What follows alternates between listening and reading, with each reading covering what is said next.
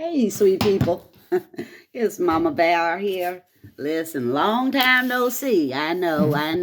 Listen, I'm going to say like the young folks say, life has been lifing, and it's been kind of crazy around here. Anyway, I'm back, and I'm happy to see all y'all. Want to talk to you about something. A couple of months ago, I'd say back in November, I noticed I won't get no chicken eggs. My chickens had stopped laying. And it wasn't so cold that should have been happening. They say, when it gets cold, chickens don't lay as much because they're conserving their energy to keep warm. Well, it wasn't that cold back in November. And I really didn't think a whole lot about it until, after a week, 2, 3 weeks went by. And my customers were asking me for eggs. They were coming by to get their eggs, and I didn't have no eggs for them.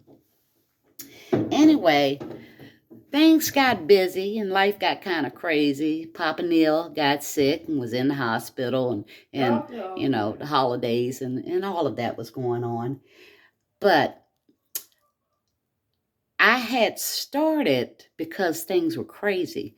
We normally get our chicken feed from a nice chicken farmer who makes it himself. It's all organic, and it's always worked well for us. Well, when Papa Neil got sick and things got crazy and I was running back and forth to the hospital, the only place I could really get to was Tractor Supply. And I started feeding my chickens Tractor Supply feed. And that's the only thing I'd done different. And I couldn't think of anything. And then I thought back to, I guess, a year or two ago, people were complaining that their chickens weren't laying, and they thought it had something to do with feed from Tractor Supply. And as soon as they switched that feed, their chickens started laying again. So now that things have slowed down and gotten a little bit back to normal around here, I went back to my farmer friend and got some chicken feed. Well, guess what? We got eggs, y'all.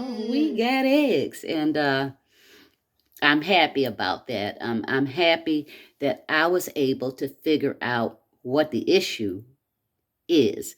And if it wasn't the issue, well, hey, it's working for me. Switching the feed back to what I normally feed them is working, and my chickens are laying again. In fact, they even look a little better. I don't know what that is. Might be in my head. So I'm saying all of that to say, if these big companies do not care what they put in our food that we put in our bodies, do you really think they care about what we feed our animals? Now, I'm not a big conspiracy theorist, but I've got a brain.